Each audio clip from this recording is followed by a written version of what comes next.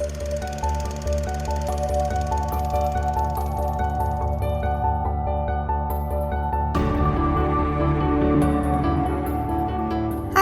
I'm Sophie. Hi, I'm Paul, and we are SP Film Viewers.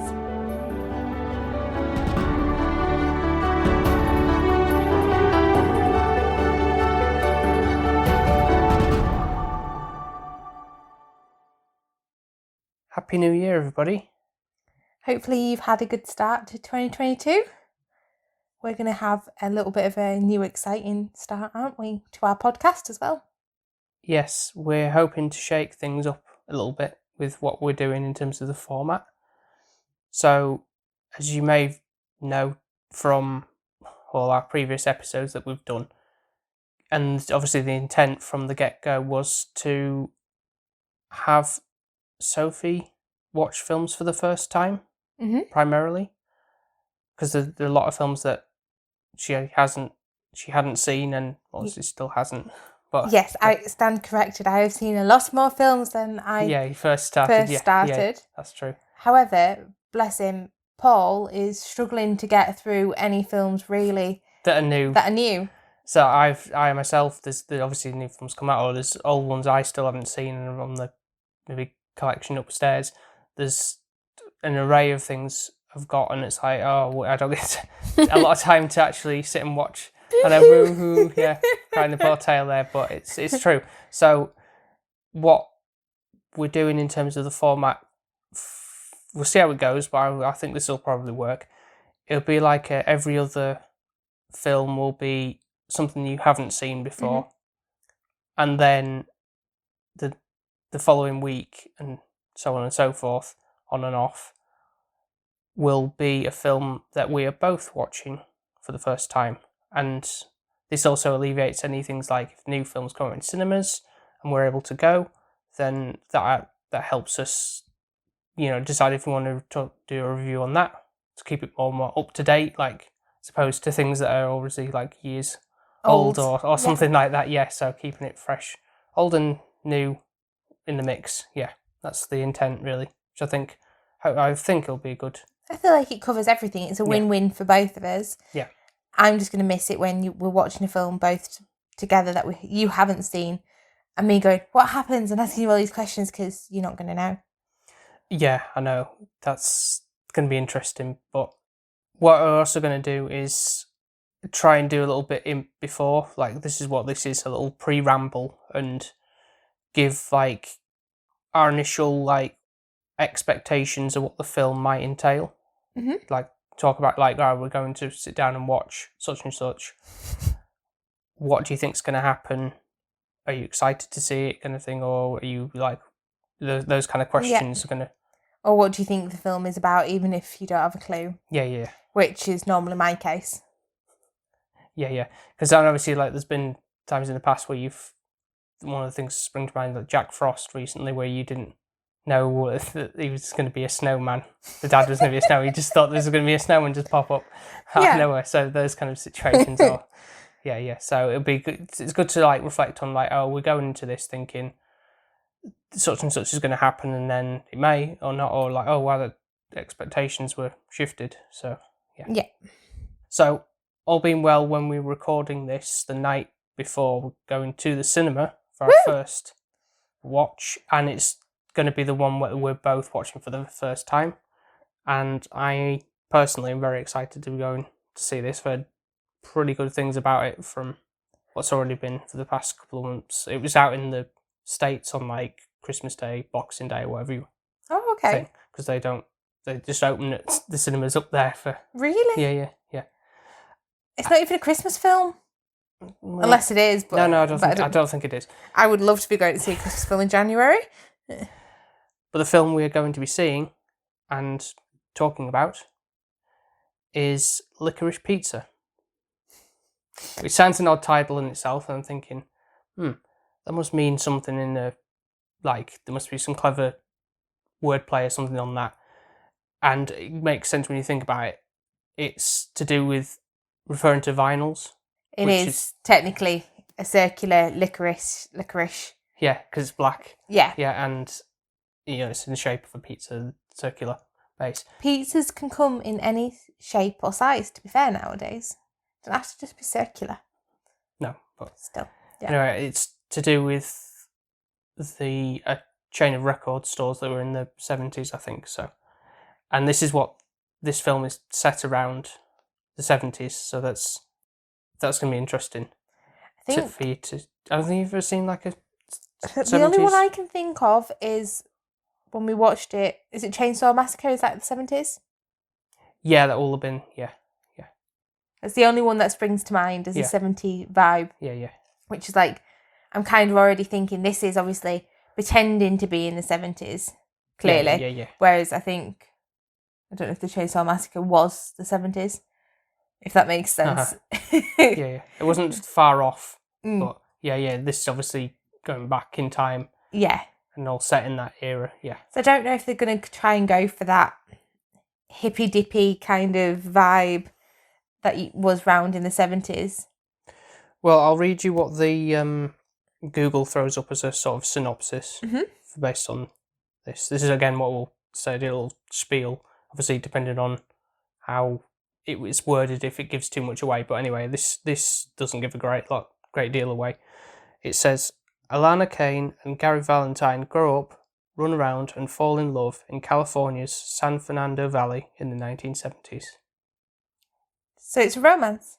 Yeah, it's like a coming-of-age drama, comedy kind of thing. Okay. So I'm expecting it to be obviously kind of light-hearted, funny, but not like stupidly over the top. Do you think it's going to have some moments of political? Because I know it was quite political around that time. And you've got... I think there might be a little bit in there, perhaps, but I don't think it's going to be relied too much on. Also, you've got the lady from... Is it Haim or Him? It's Haim. I had looked up in like interviews and stuff. That's what kind of intrigues me as well, because it's like, obviously, I've been listening through... I haven't really listened to... I know of them, the band Haim, but I haven't really listened to the music. But it has that kind of like ethereal, soft rock vibe to it. It's kind of nice, actually. So it is. Weirdly, when I was, because obviously you listened to it, and then I was like, oh, I'll give it a listen. There's more that I knew of than I was aware. Just like hearing it in charts or something like that. Yeah. I think I've known them from probably covers that or the collaborations they've done, like with Taylor Swift. Yes. There was somebody else as well, and I can't remember now. Mm-hmm. Yeah. So based on that alone, I was kind of like, one of the sisters from that band is playing the lead lady, and it's like... But do you think she's going to be able to act? I don't know. It's like one of those things for me. You can sing, perfect, right, just stick to that, like Ed Sheeran. I love him to bits, but putting him in Game of Thrones, he looked like an absolute oddball. Exactly, yeah. And it's like, just stick at what you're good at sometimes. So it'll be interesting to see what her acting skills are. She's either going to be absolutely brilliant, or it's going to be she's the weak link. I'm not sure yet. Okay. Based on what reviews have come in as, so they seem pretty positive, so it can't be that terrible. But then Dirty Dancing was positive, and the acting in that, like from Baby, is shocking. That's true, but she wasn't. She wasn't either. But she was a dancer. Yeah. Okay. Yeah. So, anyway, it'll be interesting to get. I think you're definitely more psyched for this one than I am. Yeah, very much. I don't know. You really like vinyls. You appreciate all of that. And like what? Sorry. Vinyls and records and stuff like that. So you appreciate that kind of element. I don't think it's going to heavily rely on that too much. I think it's just the whole, the aesthetic of what's like life is like in the 70s. Cause... Okay, that might work. Yeah. I don't know much about the 70s as much, really. I think my mum grew up more 80s. Probably was like her, where she was like a teen. Yeah. Kind of thing. So it's more that vibe, I would say. She's obviously one of those kind of things where you learn from your parents, isn't it, about certain decades. I hope the romance is nice. I think I would like a little bit of a romance within it. I don't know. I'm thinking it because it's Haim. I don't know. I feel like there's going to be some dark kind of little bit within it. Some things not going to go as lovey-dovey as I probably would like. I feel like I'm already anticipating some. I'm expecting something sort of on the lines of, remember Ladybird, that kind of drama. Okay. Yep. To a degree, I think there's going to be that sort of like, not black humor, but just a drama that's kind of like a bit edgy. Or like had Emma Watson in it, something wallflower. Perks of Being a Wallflower, yeah. Maybe on the vibe of that, do you think? Yeah, I think so. Because that was more of a sort of period piece, I believe. Because again, there was the Bowie song in that, and it was like, I don't know what this is, kind of thing. So it was that, obviously that was point when radio was a big thing, as that kind of stuff. So yeah.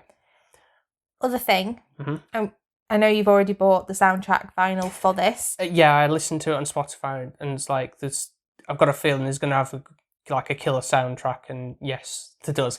I can vouch for that. So I've already got like, you were like, I told you about it. It's like, what? How do you don't even like know if you can like the film? It's like, well, I know that it's just not like an actual like or instrumental score. It's like bands or artists that will feature in the soundtrack. So listen to that on Spotify, and it's like, yeah, pretty much like that.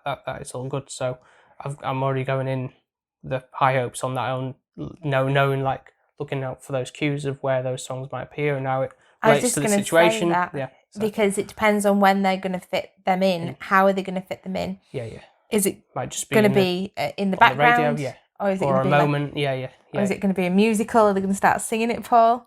Because she's a singer. Is that going to come in? Yeah. Don't know. We'll only have to see. So I don't know. You're definitely more psyched than me. I'm like, I don't really know what I'm going to see. So I can't imagine you'll be like, to be honest, with this one, it's not like a extreme horror or anything like that, which I know you will be repulsed by, or anything too edgy. I can't think being too weird, to be fair. So. Oh, good, because I know we tried to go to like Showcase, which is normally our go-to cinema, and we're not sponsored by Showcase. We just really like it. Well, I haven't been for a while, but if you do want to Showcase, if you're listening, I doubt they are. But we've had to actually go to the IMAX, haven't we? Because it's not more specifically the Pictureville cinema in the National Media Museum in Bradford. It's where we're living, and that's like the closest that's, other than like the bigger cities like the View or the Everyman Cinema, where it's because it's like an independent film of sorts, so it's not like a well-renowned which kind of makes me excited more so, rather than everybody going to see The Matrix, the new one. I would see that though. But yeah, I know what you're saying. But it's like that's a very renowned one that's easily predictable accessible as well. It's one of those things, probably with The Matrix, you know what you're kind of going into already. Whereas with this one, it's like what we're saying. So if you hasn't seen a film, let's see what she thinks, because I don't really know what this is going to entail at all. No, really. I've tried to keep myself a bit like, I've seen the trailer, but it kind of just gives a rough overview of like the relationship building between two characters. So that's all I've got to go on, and that's how I want to keep it. So I just hope you don't get disappointed, because you're so excited. And I think my level is, okay, I'm not really excited. I'm okay. And if it's brilliant, then fantastic. But I think you've got high hopes, and it's one of those where, when you go see this film and the critiques are saying, it's amazing, it's the best film ever. And then you're like, sat there like, is it? So I hope that when you come out of the cinema, you don't feel squashed a little bit by it.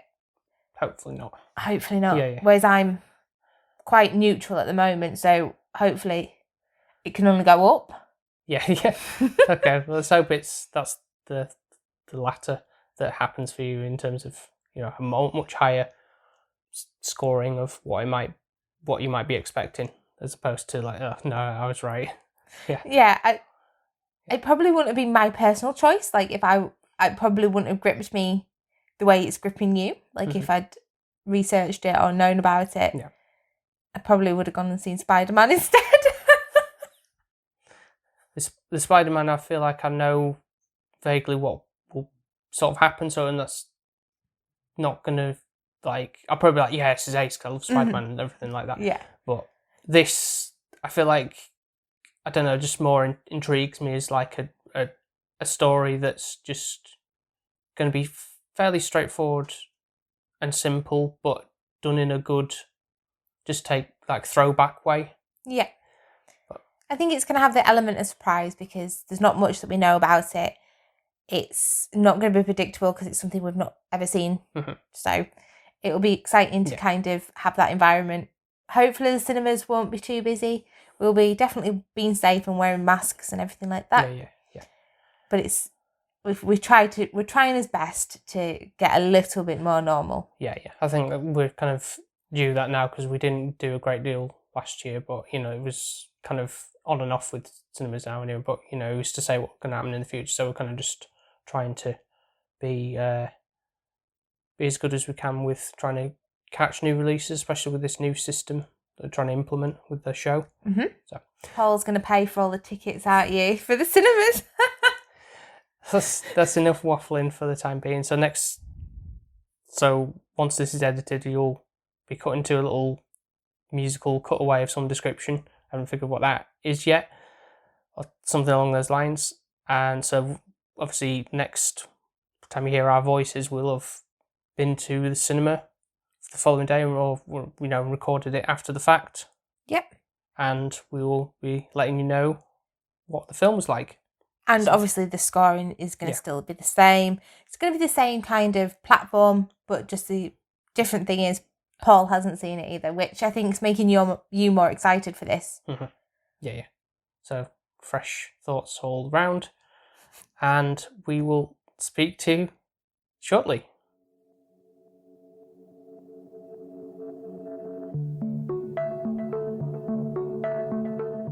Don't you even look at me. Don't you even look at me. You're always looking at me. What are you doing? I didn't say anything. What are you doing? What are you thinking, huh? I'm Essie. I work for Mom and Dad. I'm perfect. I'm a real estate agent. Alana doesn't have her life together. Alana brings home stupid boyfriends all the time. I mean, I knew it. I knew that was what you were thinking. You're always thinking things, you thinker. You thinker. You think things.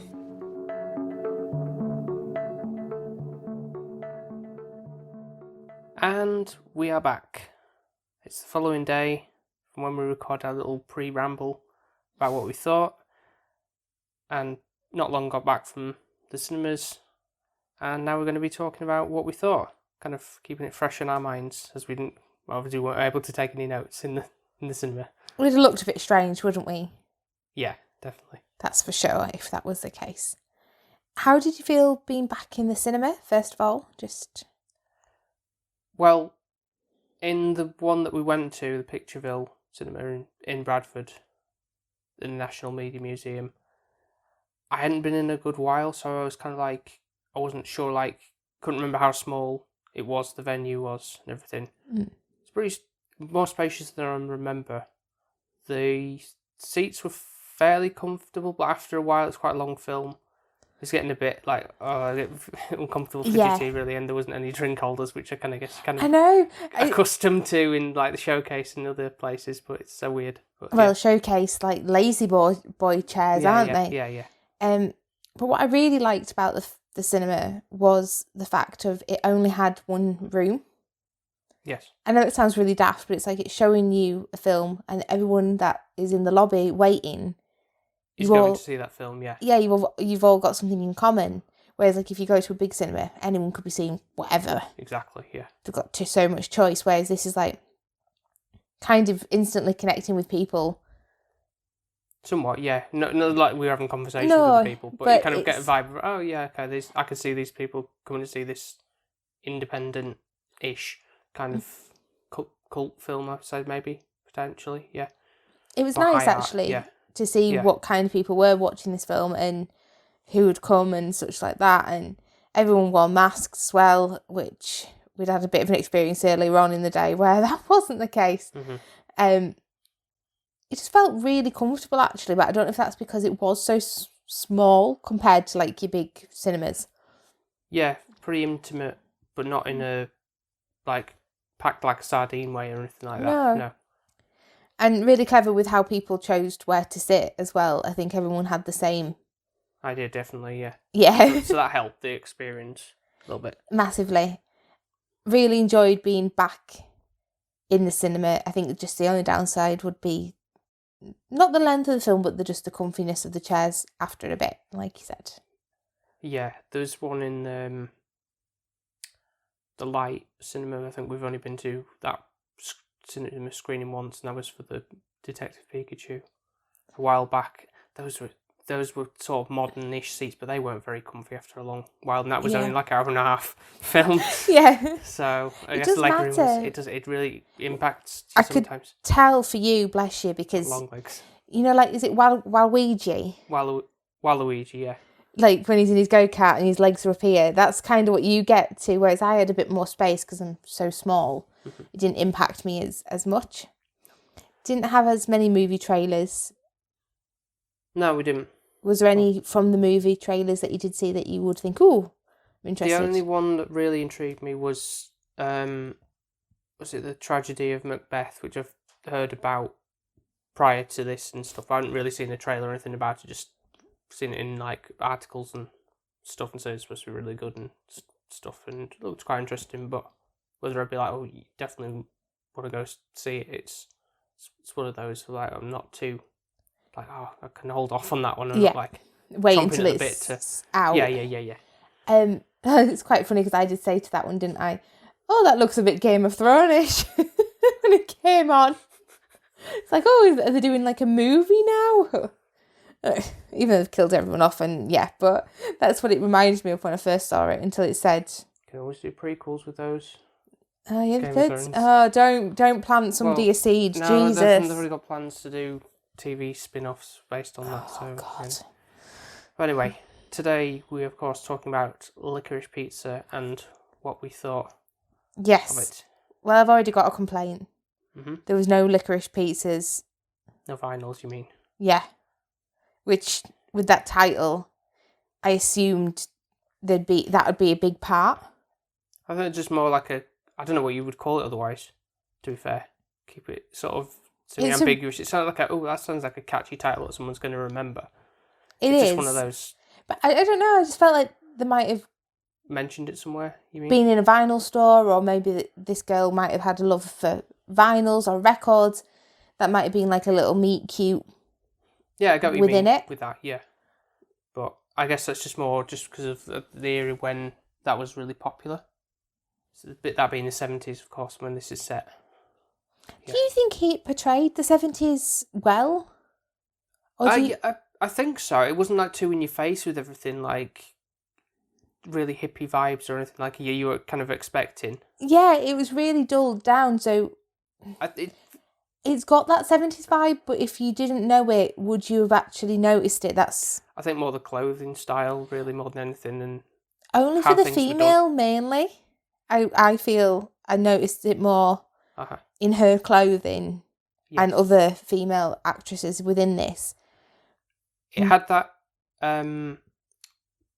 with how the camera was being shown, there was like almost like a filter that's kind of made it look like it was of that era, if that makes sense. Like more sepia, dulled down kind of tones. Yeah.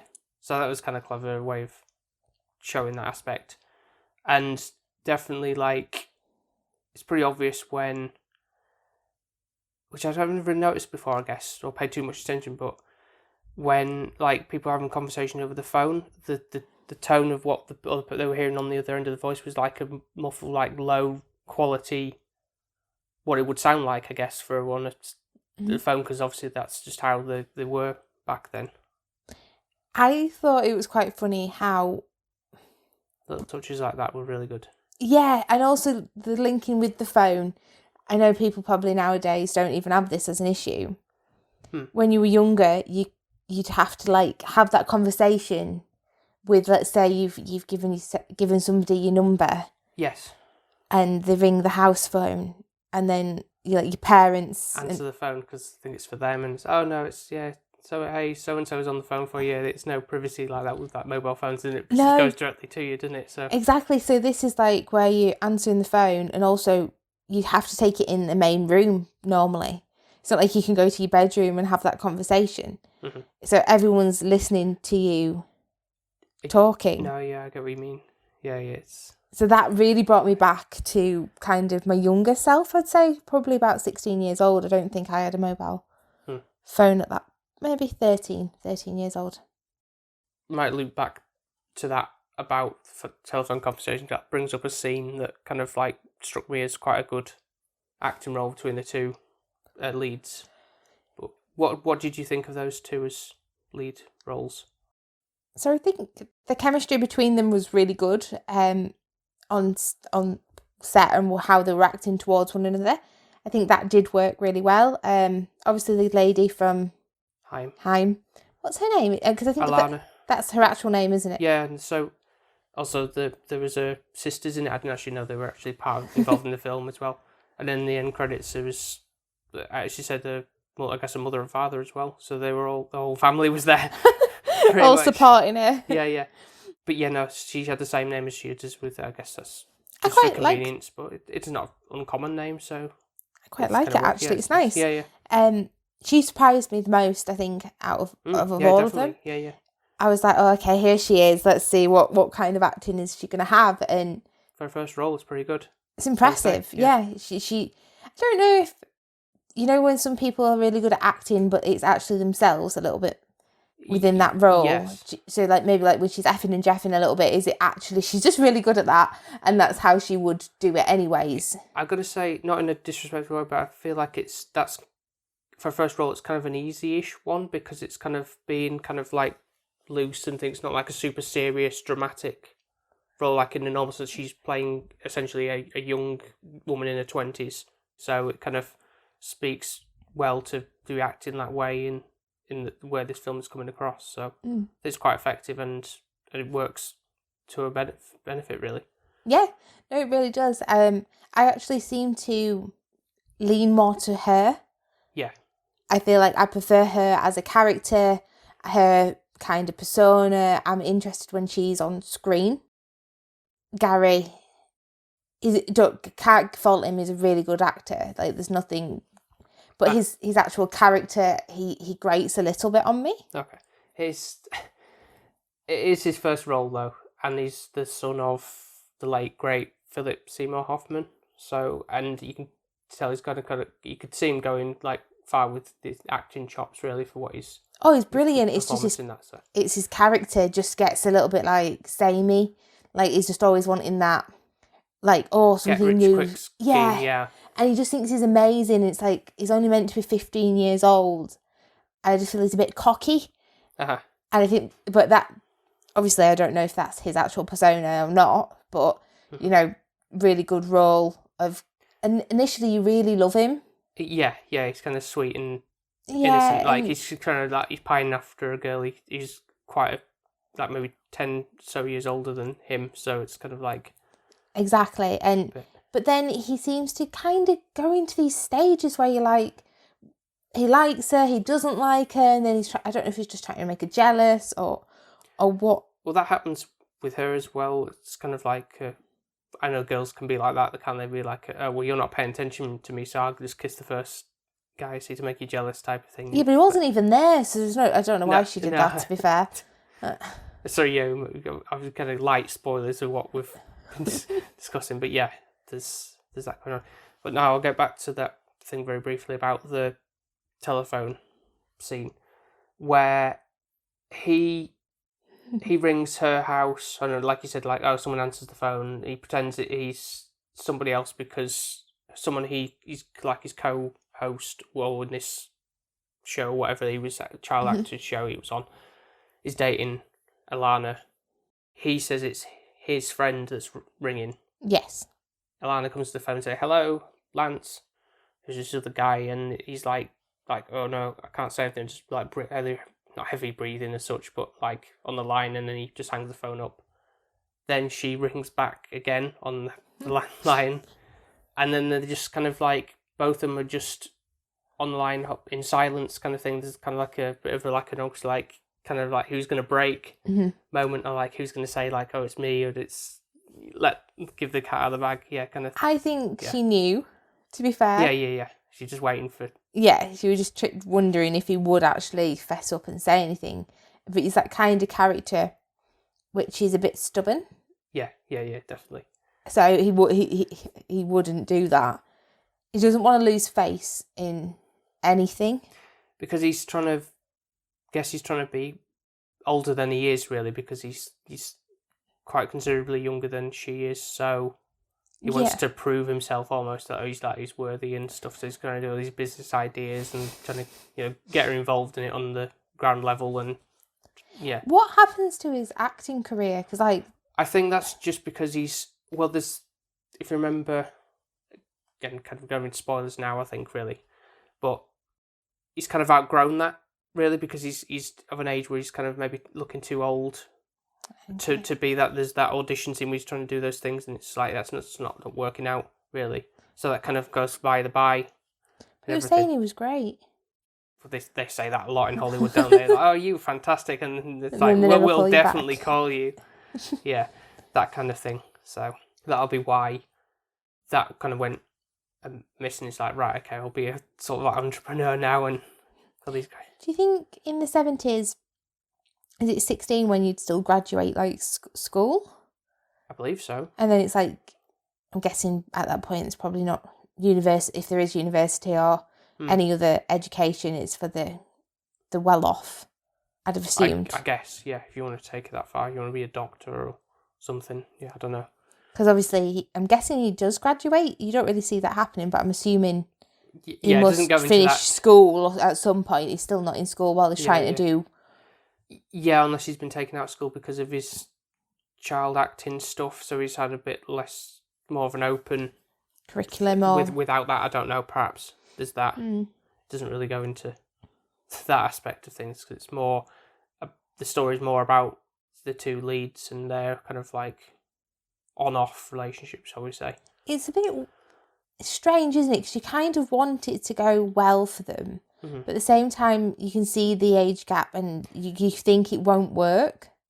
Yeah, there's plenty of times where like Gary's like talking to a girl of his age, and Alana's like getting a bit jealous here of the situation. It's like, well, what do you expect? He's allowed to pursue somebody or show interest in someone that is his age because you're not interested, or you're pretending you're not. It's one of those things, isn't it, where people always like to be liked. I think even if you don't really want to go out with them, you like that attention, so you don't want anyone else to have it as well. So it's like kind of that stage of where it's like, oh no, but you've always liked me, so you can't move on, because it's like a good ego stroke. And I think Alana kind of needs that, because she's in this state where everyone's been there, where you've well, probably not graduated university or something, but you've come out of school, and there's that lull where you think, oh, I've come out of school, I'm going to be independent, I'm going to get a job, everything's going to be amazing.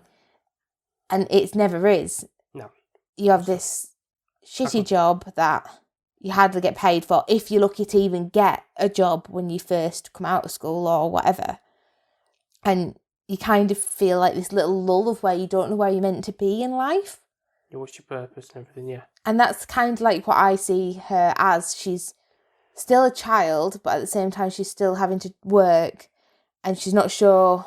what a lot of life is. Yeah. Yeah. And I think that is not easy, because you're meant to be an adult, but you still feel like a child at the same time. And she's associating herself with a lot of, well, not just the opposite spectrum with Gary and his friends, who are the younger lot, and then she's gravitating also towards these older men as well, which kind of makes, well, there's one extreme with like a really old like a stuntman actor. He's quite considerably a lot older than she is. Looks like he could have been a dad or granddad. Yeah. So there's that aspect, and then there's more like the back end. It's more like this is probably more sits right with her in terms of like an age range of who she's kind of like hanging around with and potentially interests, but that doesn't work out for her either, really, because it's what she thought it was all about it wasn't for the reason. I do feel for her, because everything that she kind of tries to throw herself at, it kind of seems to always backfire a little bit. Way. Yeah. And it just shows that life isn't normal. It's not kind of cohesive. It's not a straight path that you've got to follow. Mm-hmm. And normally in a movie, it's picture perfect. Everything's brilliant. And I think this is why I quite like it, because it's depicting real life. But in a funny way, because the conversations feel very humorous as well. There's laughed a fair few times in what the dialogue was, not in like they're brilliantly funny, but kind of just like a little chuckle because of the way that it was said or came across. Yeah, really worked. I think it helped as well that you watched it in the cinema, because other people had laughed and chuckled at the same things as well, so it shows. Yeah, again, that audience reaction to what's being shown. You're like everybody's in the same boat, and I mean, you can go to cinema sometimes, and you could, like, say you went to a really over the top comedy film, and you probably wouldn't be. You'd be like stone faced, and everyone. So there might be people like rip roaring in laughter, and you'd be like, what? I'd probably be laughing at the person's laugh more than I would be the actual joke. Perhaps 100%, because people's laughing can make me laugh. It's infectious, but I can't think there was anything really like heart-wrenchingly, like, oh, that really touched me in a way and everything like that. It just felt like a nice, mellow, easygoing storyline. With there was obviously a couple of times when there's obviously like political issues going on, like with the oil crisis and kind of like the local politician stuff going on. But I wasn't really interested in like what he was really doing anything. So I kind of appreciate that, not going into that too much, because that would just be I'm bored of learning about that stuff. But I like the fact that he like in around with this oil stuff and everything. Gary's like sees an opportunity again to like, there's like pinball machines are now legal and something in the States. So it's with the politics. Yeah. Sorry, the politics. Yeah, not the oil thing as such, but that obviously that had an impact on his waterbed business, because Now, have you ever wanted a waterbed? Because I only slightly wanted a waterbed once, and you're gonna laugh at the reason why. No, I've never really thought what the point of them was, because it could easily burst and you've got no bed. That's true. Imagine Arthur coming and clicking. Exactly, a cat on that. Water. I'm guessing it'd be firmer than that, I assume. But I assume so, yeah. Have you seen the Goofy movie? Yeah, of course I have.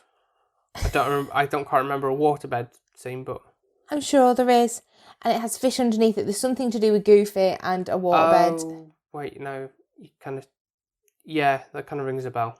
Yeah. And I wanted that waterbed.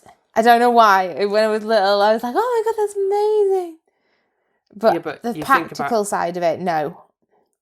You mean fish swimming around inside the waterbed? Yeah. Because how would that work? Because how would you feed the fish? I don't know. It just looks really magical. It's, oh god, you have to spoil everything you do, don't you? Practical, realistic scenario. Or maybe they're just fake fish.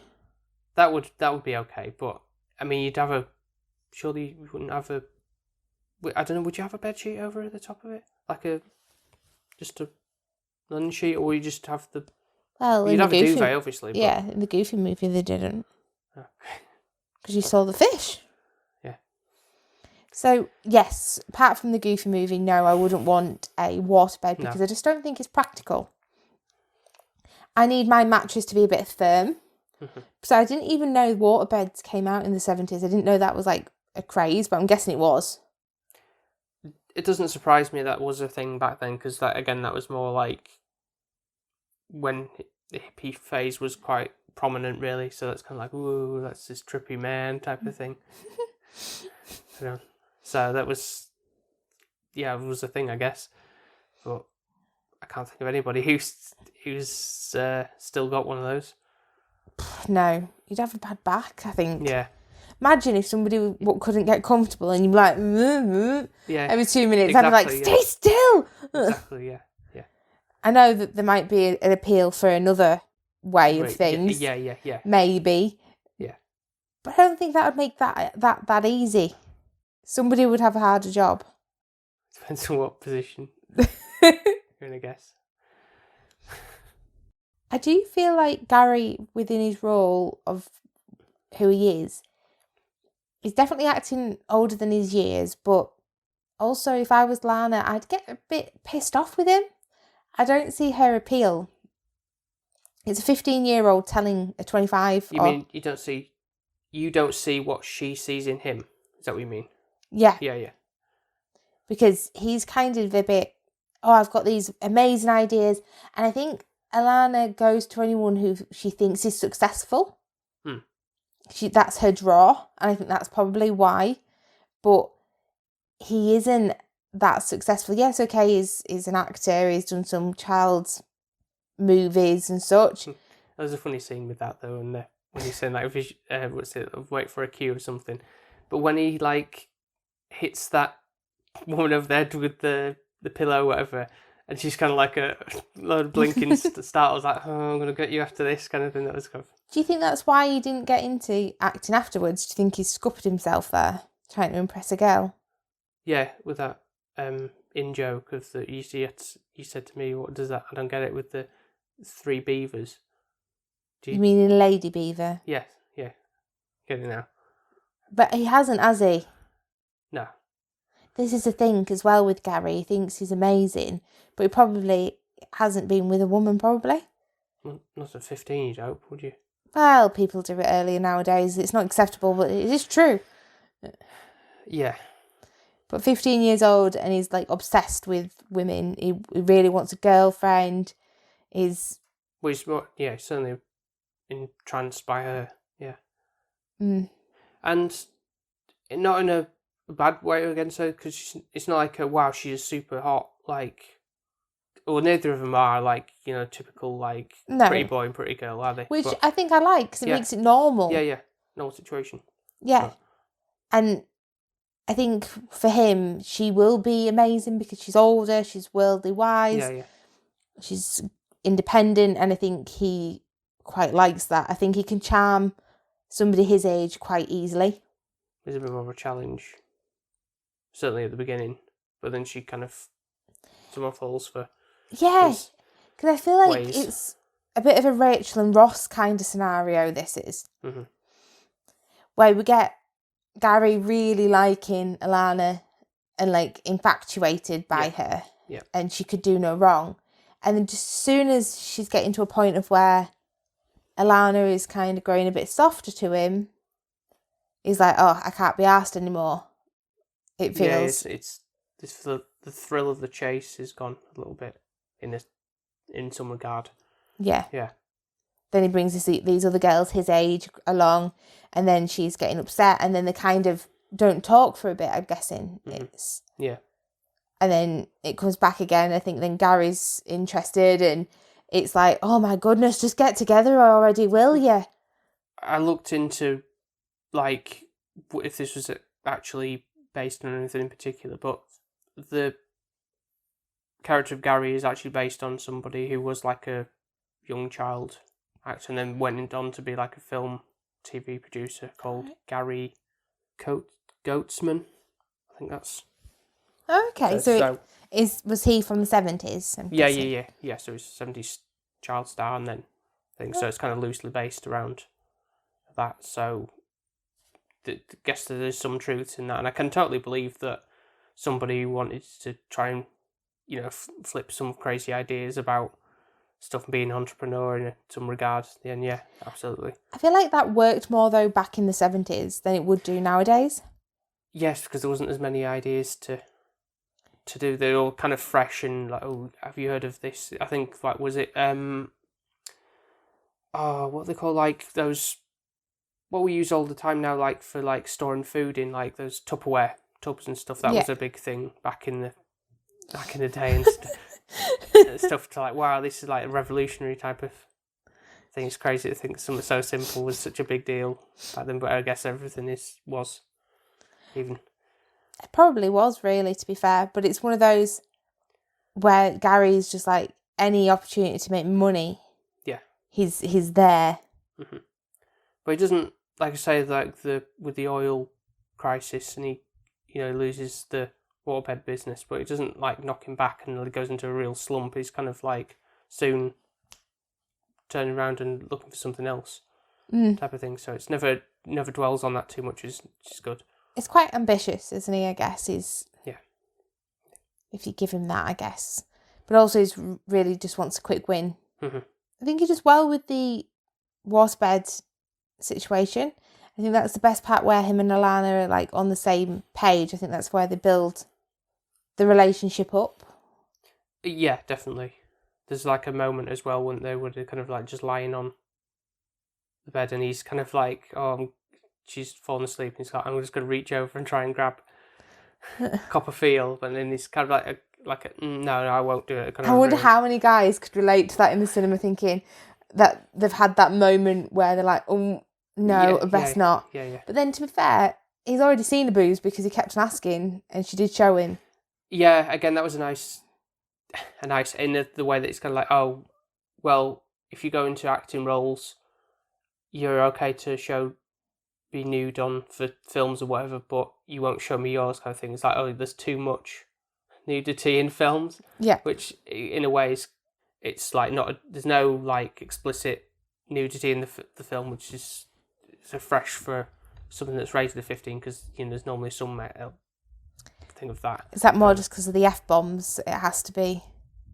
What do you mean? Sorry. 15. Well, you can have. I think you can have one or two, even in 12s now, 12As.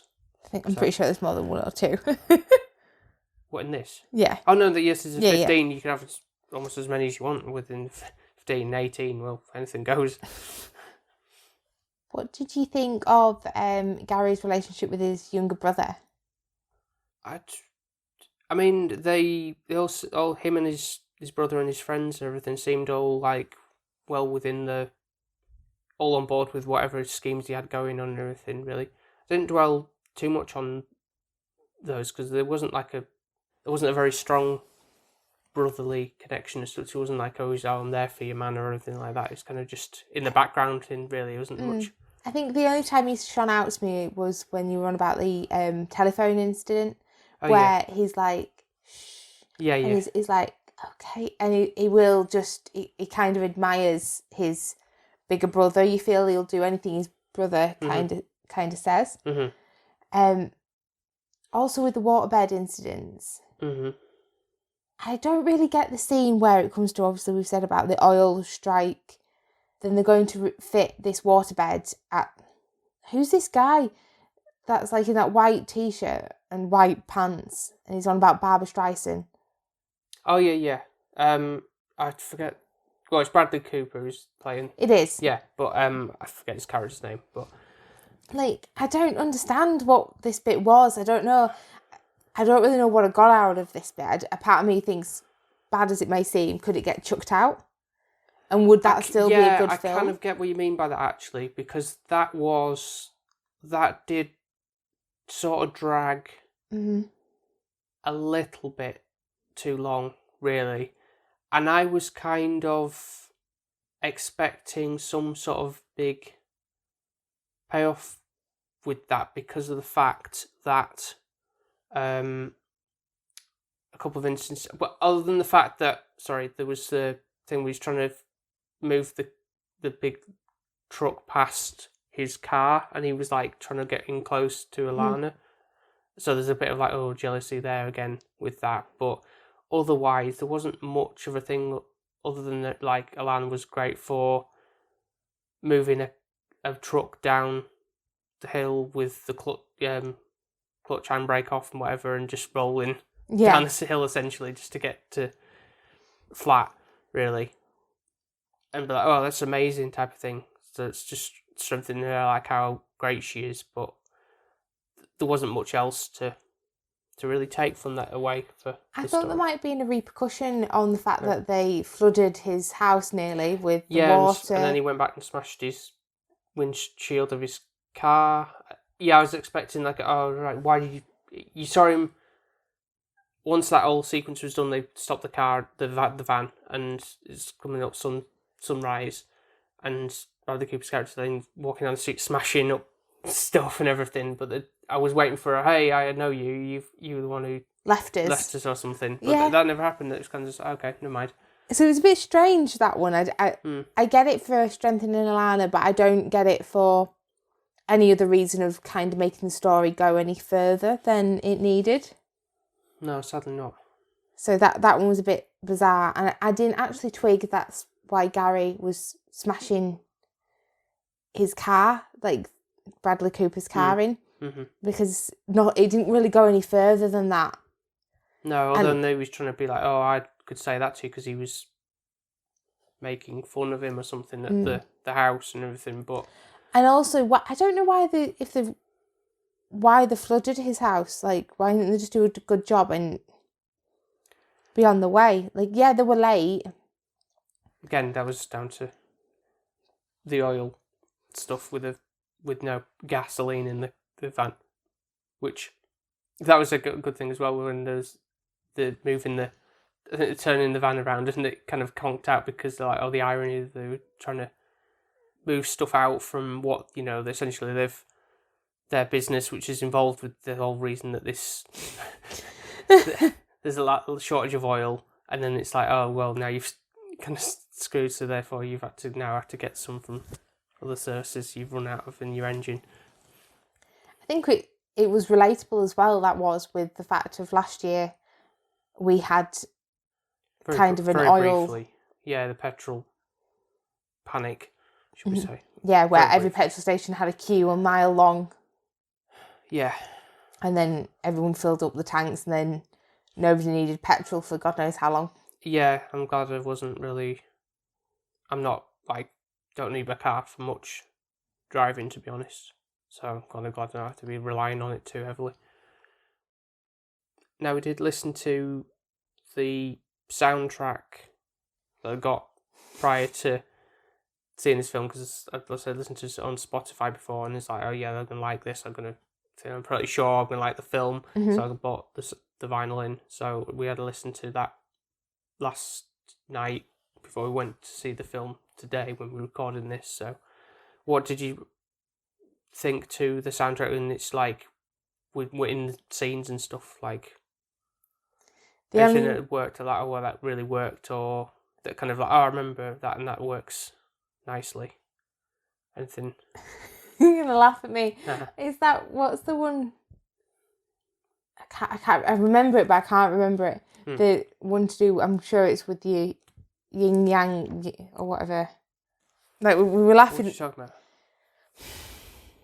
Wish you could read my mind sometimes. That one that was like, I said, is it about your penis? Oh, right, yeah. What was it? My Ding-a-Ling. My Ding-a-Ling. Yeah.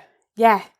So I know we listened to the soundtrack, and I was like laughing at it because it was like, I don't really know where this is gonna fit. Yeah. And I was like, are they on about his penis? Is that what My Ding-a-Ling is? Or I think so. Yeah. So it was like, okay, where's this gonna kind of land? Yeah. And it was quite a comical way of doing it within the film as well. It wasn't like it was... I think they were driving. Yeah, it was just on the radio. Yeah. Yeah. But we do have a scene where you see Gary being quite young and naive with the fact that they're going to get the petrol. And they're pretending like the canister of what they've got for the petrol pump is like their ding-a-ling. And I was thinking, that would be quite funny that if they'd played that song over that bit. Yeah. But I do think the soundtrack in total is really, really good. To be fair, the only one I would have known out of all of the vinyl that you played would have sadly been the David Bowie one. Yeah. Which didn't bother me too much with how they played it. It's in a running scene, which you pointed out. There's a lot of running. There is a lot of running, to be fair. For dramatic effect. But that kind of comes to light as well nicely at the end, isn't it? When they're kind of running towards each other. They even do a clip it of the previous running. Yeah. Remember that time? Yeah, that we had to run. Yeah, towards you, but that was, it kind of brings it all nicely round. Yeah. I think Alana runs better than he does. So it's like she'd go for a jog. He does remind me though, and I don't know why, of the guy that played Elton John. Taron Egerton, yeah. I can kind of see where you're coming from. I think it's the hair colour, and he's not saying is just not as trim as like what you would normally see, which is refreshing. Yes. But it's kind of got that little bit more timber on him. Yeah, I can sort of see where you think, but he's the actor who's played Elton John in the thing. He's a lot older now than he would have been, so unless he reverted back, yeah. Yeah. Yeah. How do you feel with the scenes of when you see Alana and Gary together? So do you feel like there is you can kind of clearly see... Weirdly, not. I don't really see that. I could totally believe that they're like maybe a couple of years apart. Weirdly, it doesn't faze me. I don't know if people have such a big thing. Oh, that's a bit weird that a young guy's going out with a older girl or showing interest in. I don't know if the shoe was on the other foot, it might be a bit like. Well, back then it would have been more acceptable, more creepy, probably, but, to be fair, because the old men used to have younger women all the time at that point. Yeah. But no, I don't see a problem with it at all, really. The way it's going to do, because I mean, to be fair, like when I was at uni, I just stupidly assumed that everyone was kind of like around my age when. Even though they didn't have to be. Yeah, they didn't have to be. That's because of school, That's because when you're in school, they're all the same age. Yeah, exactly, yeah. Can't mingle with other people not your age. And it's like, well, that's not life. No. You love who you love, I guess. And if they're a couple of years, 5 years, 10 years, I guess, and it's not... I think if you're okay with that, then, who's to judge as such? Within reason, I guess. So you don't think Alana looks too older for him then at all? Which, no. When we Googled how old the actual actors and actresses are, Alana she's only just turned 30. And... Cooper Hoffman, and he's 18. So... Yeah. So there's a big kind of gap there. Yeah. So he's got lucky, hasn't he, kissing a 30-year-old and got paid for it. Also, Alana does say sometimes, I don't know if you twigged, I don't know if she's 25 or if she's 28. Because she did actually say you shouldn't ask a girl's age. And then she said she was 25.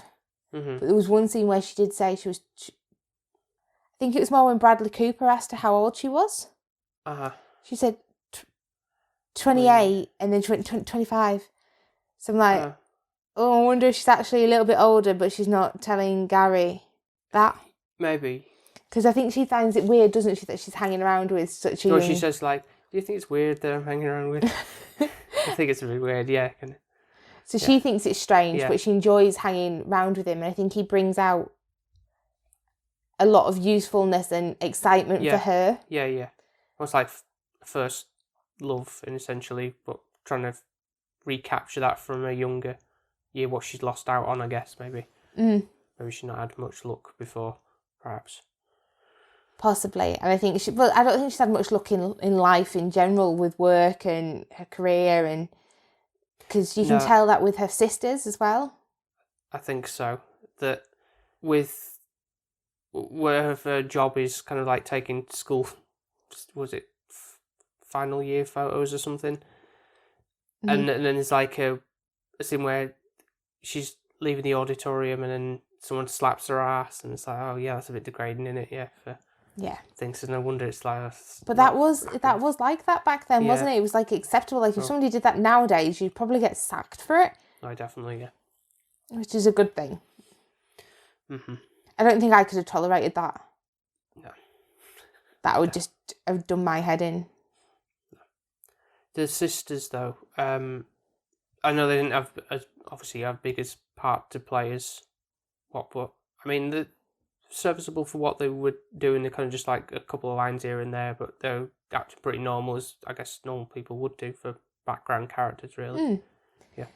I feel like the older one, I don't feel she was as comfortable. She didn't have as many lines as the middle-aged one. She seemed to be more like in the background of the older one. I don't know if that's personal preference. She just didn't feel comfortable, possibly. Well, she's not. I think she's back in singer in the band anyway, and she plays the bass, I think. Okay, so she might not feel as comfortable being in the limelight. Yeah, whereas the one who's the main singer is the other sister, so... Yeah. I didn't know if they were going to utilise her a little bit with like Alana or any of the girls from the band, maybe like singing or something. I didn't know if that was going to be involved. Yeah, that would maybe been a nice touch on it, really. But, I said to you after as well, there was Tom Waits, who's like a musician, so another musician who has done a few of recent, I think, acting roles and stuff, kind of like he's got that gruff, gravelly voice and stuff, so he's quite entertaining in this as well. So it does go to show that you can have. It's not uncommon for musicians to appear in films just in bit parts and stuff, but Alana's done a great job, I'd say, for. Yeah, I think she's pretty natural. I'm intrigued to see if she likes what she's done in this to continue in future or not. It depends on what the role is, I think. I can't imagine her doing something really serious and intense. I think this is like a nice, light-hearted, little bit of a romance within it. I think she'd... Yeah, definitely. I can't imagine a tear being brought to my eye when she acts, possibly not. No, unless it was very much a tear-jerking, heartfelt moment of some description. I'm not... I don't know how well she portrayed it. That's what I mean. How her level of acting skills can go. Well, so, like, for example, we watched the other day Look Up or Don't Look Up. on the Netflix, And I will give it credits to... Is it Jennifer Lawrence? Yeah. Yeah. Like, she is a fantastic actress, I think, to be fair. Mm-hmm. So, like, when you've got two levels... Like, the fact that the way that she looked like she was wanting to cry the entire time throughout that film, like, where does somebody get that from? Like, I think Emma Stone's done it before as well in some films. Like, she's really good at whelming like up. Like La La Land. Yes. Yeah. You can believe that, can't you? Because it's all... Yeah, that's what strikes me as a really good performance for him. That's why it's like a 10, because that really comes across and everything. You feel the emotion in that. Whereas I don't think, obviously, she can sing. She's good at acting in a sense. Young teen, young adult, yeah. But, like, going to that level of, like, a La La Land piece or, like, looking like you're going to near enough break down in tears, I don't know if she could get to that level. I think maybe this is a good stepping stone. Time will tell, I guess, if she's interested in continuing that career of that. So, no, I'm very impressed with how this turned out. I think it was an enjoyable experience overall, really. Yeah, I really enjoyed it. I enjoyed being back in the cinema. I enjoyed the film. Really light-hearted. Some of it could have been chopped a little bit, because you know me, I don't like a 2-hour film, especially when your bum's going numb on the screen. Yeah. That's only minor negative on that, but I wouldn't say it ruins the film in any way or anything. It really doesn't. I think Gary grates a little bit. Yeah. But you kind of still want them to be together, even though he wants to win everything. I think that just annoys me, because it's like, okay, you've got lucky when you were at school, but you still have to do some graft, which he does do, but he flits too much for wanting to win the lottery, so to speak. Yeah. Which, I don't know, I just feel like try work really hard at something and then you might win the lottery from that. Yeah, not try and put your eggs in too many baskets, or just see what the next big score is, potentially. I also think he belittles Alana sometimes with the way he lets her be part of his projects, because really she's older than him. So one instant, I think, when she's dancing around in this, like, I think it's when we've got the waterbed business, and she's dancing around in this, like, skimpy bikini outfit, and she's kind of like dancing around to, I think, the brother and the band playing this drum kit and everything, and it's kind of like a sad situation where it's kind of like she's just dancing around like lonely, like Gary's almost like nowhere to be found and everything. It's a bit of a sad moment for her, that she's just hanging around with these kids who are much younger than her, and it's a bit of a sad situation for her. You feel for her in these moments that kind of play out through the film. There's ample of instances that happens, and you kind of just... one... She's definitely, like, the favourite character out of the whole thing. 100%. Because you can totally believe. Yeah. The other one is where she's trying to sell the mattresses. And it's like, you need to be sexier. Yeah.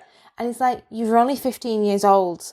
Why am I even trying to impress you? That's where I'd go. It'd be like, I think I'd have been on the FU stage for a lot longer than she did. Definitely, yeah.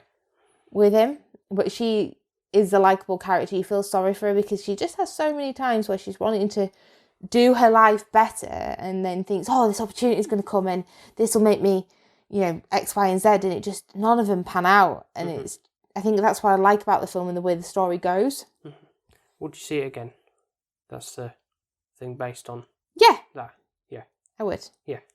Not in the cinema, but when it comes back out. No, exactly, yeah. If it comes out for tomorrow, we'll be getting, because it's one of those things that I got for character performances to sit and relive, because obviously it's only the first time, really, and we'll get into scores in a minute of stuff like what we can prove, and hopefully there's an array of other like behind the scenes stuff as well they do with physical media and stuff. I like what that has to offer, really. So, you anything else to add before we go to scoring?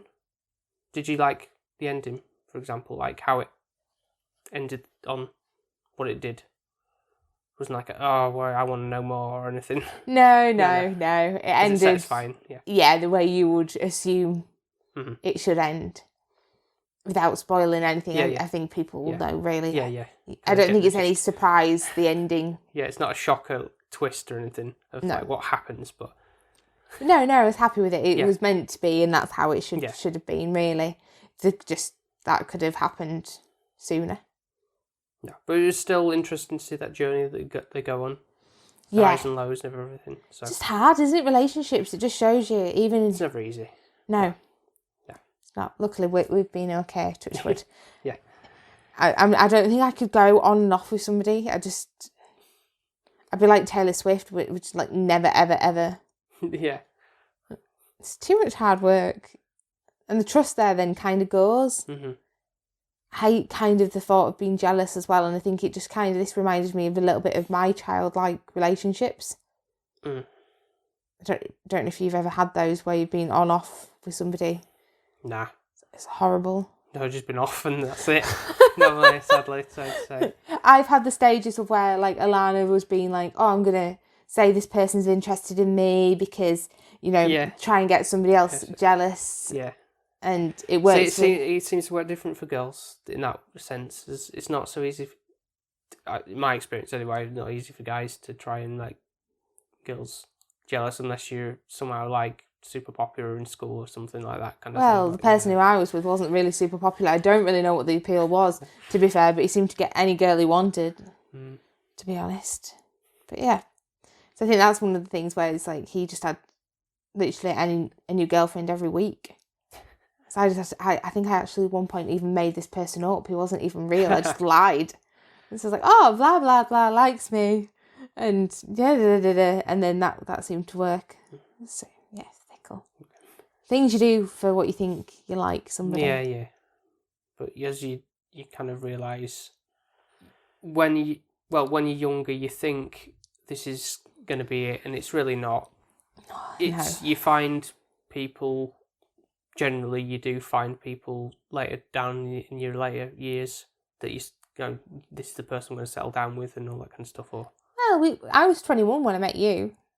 No, yeah, I mean, but not when you're like 16 or something. It's not going to really last. No, some people do, but yeah, I know, in rare cases, but more often than not, and some people just don't. But it's just the report love is kind of difficult anyway to nail down and get right and find in general, but these two do, so it's done in a nice way. I was waiting for you to say something cute about us, Paul. I was like, yeah, where's he going with this? I'm like flirting my eyelashes going, we have a happy ending soon too. Yeah, we do, yeah. Not the final chapter, but a start of a new adventure. Yeah. As they say. Yeah. Okay, so now we will go to scores. Who's going first? I will go first, and this time, normally, it's me. Which I think maybe we should do that. Go forward. So, if it's a film you have seen, and I haven't, I should go first. Yeah. And this new kind of neither of us have seen. Yeah. Then you go first. Sure. Okay. So, like I said, I have high expectations going into this. So, But expectations squandered or even higher? Or definitely met my expectations. When it came to the runtime, could definitely be shortened a teensy tiny bit, really. But I wouldn't say it was definitely, oh, this is so boring, like some films that are sometimes really like that. I enjoyed all the characters' company and what was going on, really, for all the little interesting stuff that they had to work with and all that. Definitely, I was like listening out for like where's this song gonna play? How is it gonna encompass in scenes and stuff? So that added a little extra. Like, when's that gonna come in? Or like, say, like, is it gonna play in the order that was on the soundtrack, for example? Sometimes they mix it up, kind of thing. But did it? Or yeah, for the most part, I think yeah, because I kind of going through. That's this track sounds kind of sad. Like, that was. I don't know how you do it because I was like, I don't know. Mm-hmm. I've listened to it, but I've only listened to it once, whereas I guess you have listened to it on Spotify as well. Yeah. Whereas I've only listened to it on the vinyl, and then when we went into it, I was like, the sounded familiar, but what order it went in, no. I would have not known. So it's not total top marks, just on the length, and a little bit, tiny bit could be trimmed out, but that's by the by. But it is very, very close to being a 10. And maybe with a subsequent watch could be. Maybe a little past that in different home comfort situation, perhaps. I don't know.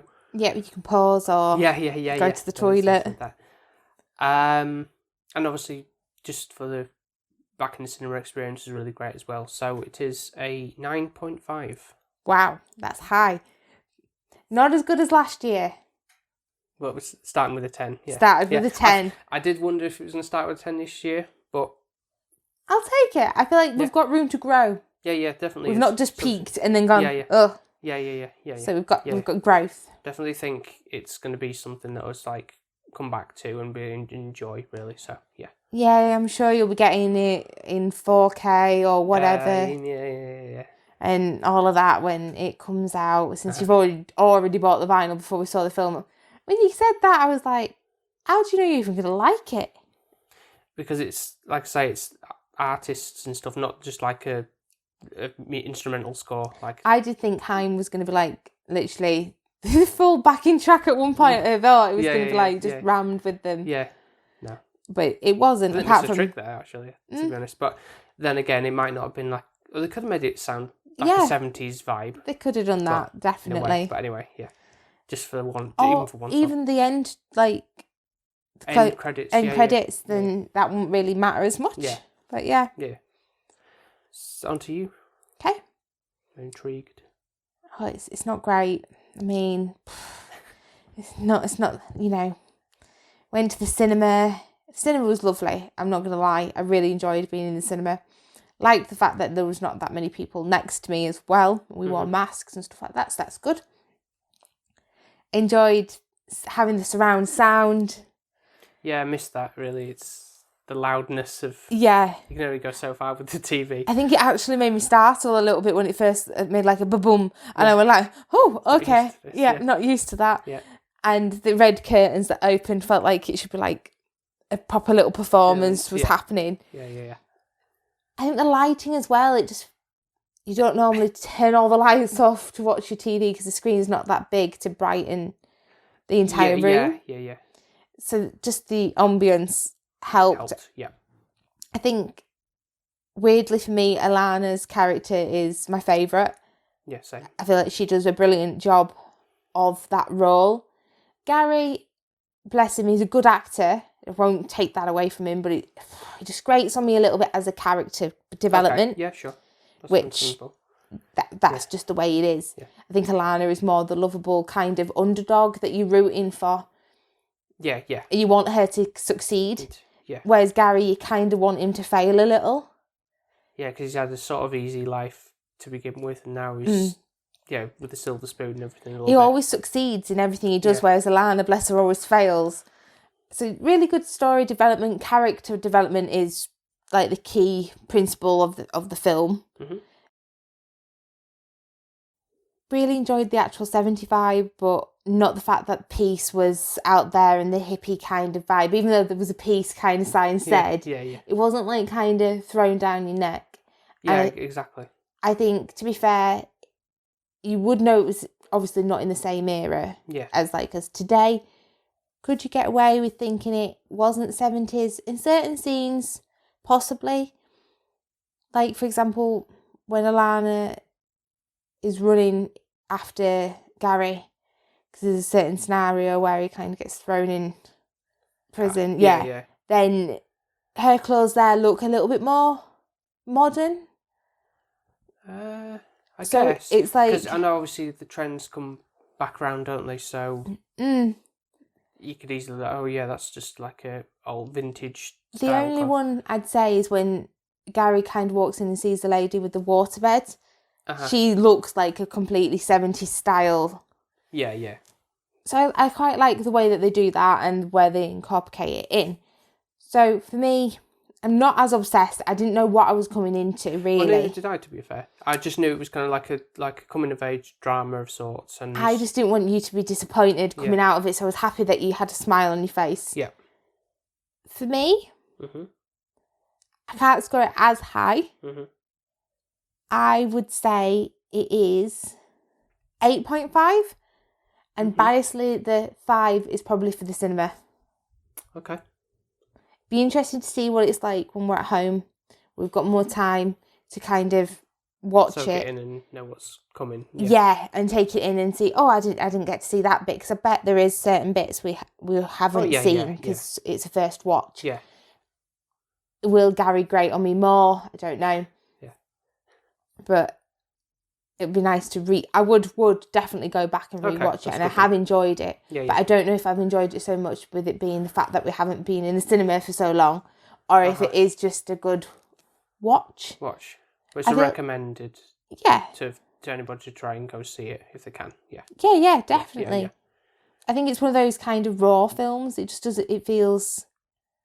Like it's not trying to be perfect. It's not like one of those blockbuster perfect films. Oh no, definitely not going for that vibe at all. And I think that's why I like it. Yeah. There's other stuff that the director's done that I quite like, and that's there's a film called Boogie Nights, and that was like that was set in the 70s, but that was more like hardcore, and that was like based around the porn industry. Right. But that might be worth something looking into, if like the similar style and everything would be. I think that's pretty good.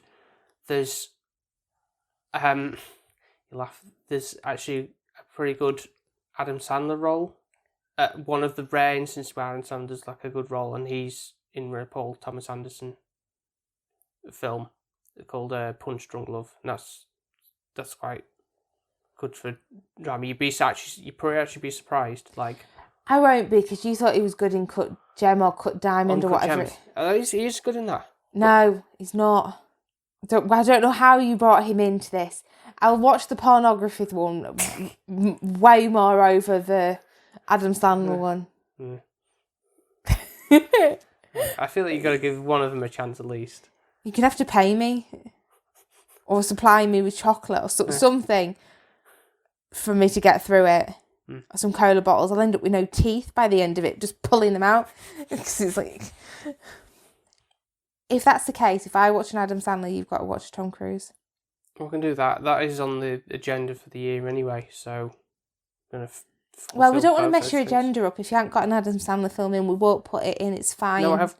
Well, of course, that's what we've just been saying. I thought you meant Top Gun. Huh? Yeah, that was...